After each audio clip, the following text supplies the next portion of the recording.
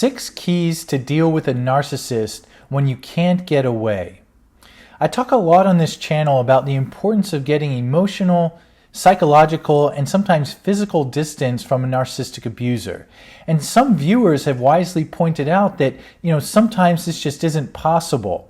A commenter named, or with the handle Jeannie McC, recently asked, as an adult, how to handle living with a parent who has strong narcissistic and controlling behaviors when you have no other living option available, at least for a period of time. In today's video, I'm going to offer 6 strategies for dealing with a narcissist when distance is not an option. The goal of these strategies is to protect yourself first and foremost in these interactions. And I encourage you to take time to deliberate how you're going to approach interactions with the narcissistic parent or partner, what you're going to do if they mistreat you, and how you can maximize your sense of safety while you have to be in the midst of a narcissistic abuser.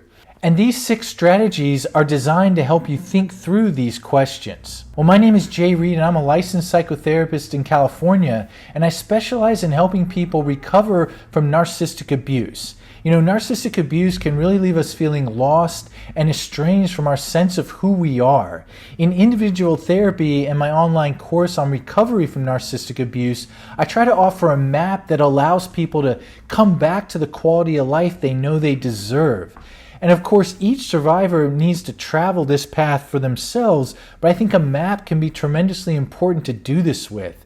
And there are 3 features on this map that I like to think of as the 3 pillars to recovery. The first pillar is making sense of what happened to know the abuse was not your fault. The second pillar is gaining distance from the narcissistic abuser, as I mentioned earlier. And the third pillar is living in defiance of the narcissist rules. And of course, one can't do this in a vacuum. It's essential to find and participate in communities of people who can get, validate, and support you on this path. Well, today's video falls under pillar number 2, gaining distance from the narcissistic abuser. And if you were a scapegoat survivor of a narcissistic parent or partner, then I encourage you to check out my free ebook on the topic. It's called Surviving Narcissistic Abuse as the Scapegoat, and goes into other important aspects of what it's like to be in the shoes of the scapegoat, child, or partner of the narcissistic abuser. And then it talks about the self-limiting beliefs about yourself that you may have to adopt in order to survive. And it also then will get into why the narcissistic personality is so geared to put those closest to them down. And I think the ebook can help you realize how none of this abuse was your fault, but was rather the product of the narcissist's own psychological and emotional pathology or problems. And you can find the link to the free ebook in the description below or by clicking here. Okay, key number 1.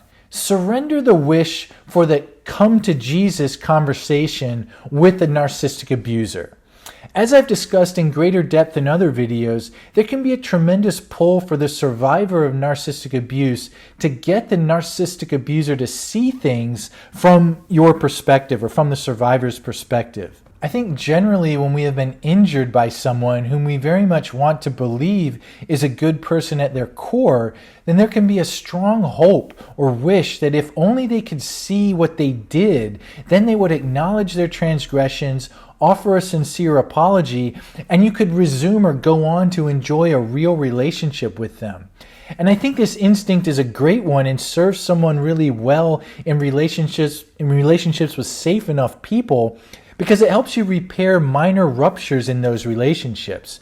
But when you're dealing with a safe person, the logic I just laid out, it actually applies. However, someone with narcissistic personality disorder who has not been in psychotherapy for several years is unlikely to change when confronted with such information by the person they've been abusing. The more likely outcomes may be a complete dismissal of your claims and a sort of counterattack at worst, or maybe a hollow apology and a sort of let's just move on type response at best. So if you're forced to be in close quarters with your narcissistic abuser, then I'd encourage you to commit to yourself that you will not seek to have reparative or repairing conversations with this person.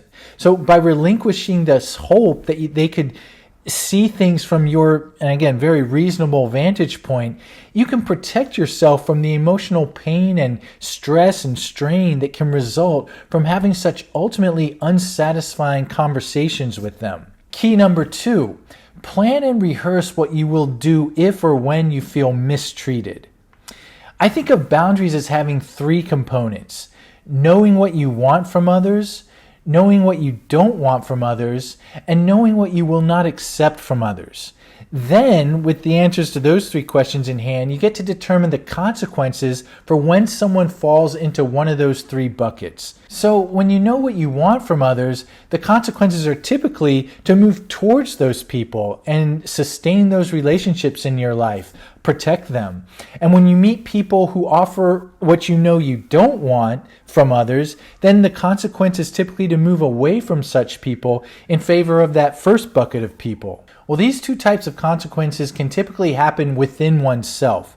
There's no need to inform the other person of these consequences. I mean, it'll be obvious probably to the people you're moving closer towards and the people you're moving away from, but it's sort of something you get to kind of do, vote with your feet, as they say. It's when someone's treatment of you feels unacceptable that I think things can change. If you can't move away from this person, then it may be necessary to inform the person about your reaction to their mistreatment and the consequences you'll apply going forward if they do it again. And I would emphasize that the consequences are not retaliatory, but more of a sort of cause and effect formula. Something like, I expect this behavior not to continue, but if it does, then I will choose to limit my interactions with you to just the bare minimum.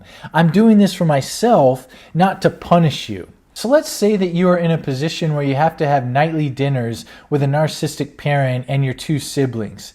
If the parent makes a derisive comment towards you like, you never seem to get along with the other kids in your high school. You're always so sensitive and took everything so seriously. I think the other kids just didn't like being around someone like that. And let's say you've decided that this qualifies as an unacceptable statement for you, from your narcissistic parent, then you might take time to sort out your reaction. It may be difficult to respond right away when you're first visited by such treatment. After doing this sorting out, you might tell that parent the consequences of their comment to you. And here's an example. I found your comment at dinner to be insulting to me, and I'll need you to refrain from such comments in the future, and if I determine that you're unable to do this, then I will not be joining the family for dinner.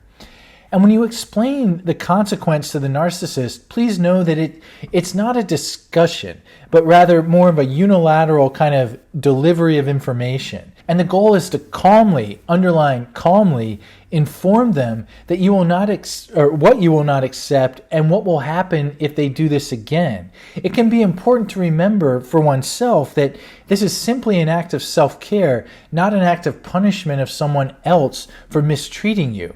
And although a narcissistic person may regard self-care in this way as a transgression against them, you can at least know otherwise within yourself. Key number 3, be practical. If you are stuck in the company of a narcissistic abuser, then you might focus on obtaining just very practical outcomes. That is, the goal can be to make your quality of life as passable as possible while in this situation. And I think this key is sort of an extension of key number 1. When you surrender the goal of having an emotional repair with the narcissist, then you can focus on the day-to-day actions that you want to happen for yourself. So if staying at your current job with your narcissistic boss allows you to earn a living that benefits you and your family, then reminding yourself of this can be important. The goal then is to just get your job done each day, and your life kind of becomes less about the narcissistic boss. I think psychologically this key can help you shift your attention to what you are getting out of this situation in a good way. And any way in which you can emphasize yourself and your own experience more than the narcissist's impact on you can often be helpful. And the goal is not to get the narcissist to change, but for you to get what you need out of this situation until you can remove yourself from it and get to a place of more psychological and emotional safety. Key number 4, if conflict does emerge with the narcissist, then acknowledge their perspective and use I statements. If or when a conflict emerges with the narcissist, then the goal should be de-escalation without accepting unacceptable treatment from them. With the boundaries you have in place from key number 2, you can navigate the conflict knowing that you can exit if things feel too unsafe for you at any point. So if you choose to engage with a narcissist and want them to be able to hear what you have to say, then you'll likely have to work around their extreme sensitivity to shame and their own kind of that core sense of worthlessness.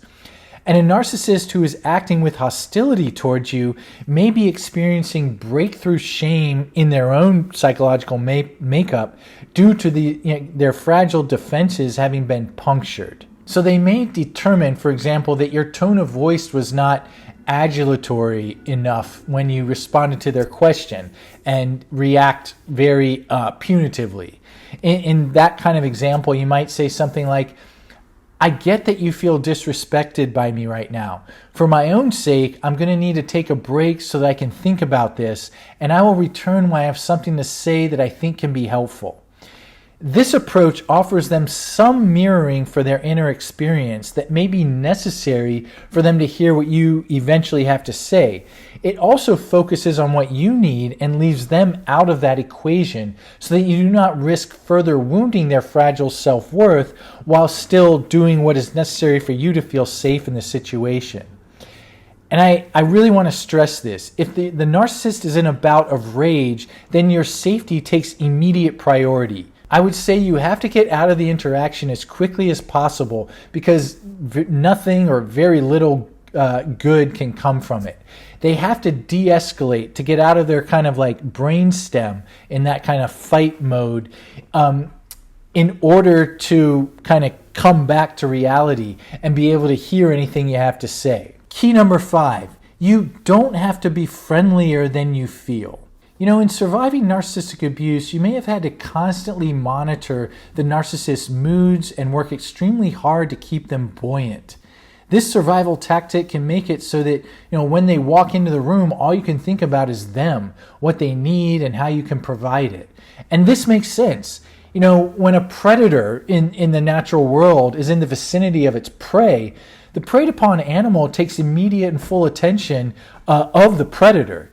Imagine the antelope on Lauren Green's Wilderness catching the scent of a lion, freezing and looking prepared, putting its nose in the air and looking prepared for anything and everything. That, I think, is a similar situation faced by someone who's being narcissistically abused, and the narcissist kind of comes into the room that the survivor's in. But with keys numbers 1 through 4 in place, you now have other options. You can practice with being more matter-of-fact in your interactions with the narcissist. Give yourself permission to only be as friendly as you genuinely feel. If there's a silence, then you might experiment with not forcing yourself to fill it. You get to pay attention to your internal signals of how friendly to be towards the narcissist rather than your estimation of how friendly the narcissist needs you to be lest they launch an attack at you. And this is only possible because if they do attack, then you know what to do when such unacceptable behavior is happening towards you due to that, your work in the other keys already. And finally, key number 6, stay connected to safe people. This may be the most important key of them all. As best as you can, work to stay connected to safe people in your life while you're in this situation. You do not want the narcissistic abuser to become your primary frame of reference in your life. By talking to people who value and respect you as often as possible, then you get competing information about who you are and what you deserve. And that information will serve you quite well, I believe. Isolation is one of the main weapons of narcissistic abuse because the survivor's only frame of reference then becomes the narcissist. Once this happens, then the narcissist gains too much power over the survivor. So whether it's through online communities, friends, relationship partners in real life, be sure to fill your cup with connection with safe people as often as possible. So those are the 6 keys to dealing with a narcissistic abuser when distance just isn't an option. And I'd add the caveat that the main goal here is to just survive the situation. So if some of the keys feel impossible to apply, but you're getting by, then I hope you can credit yourself for this and not feel like you're coming up short.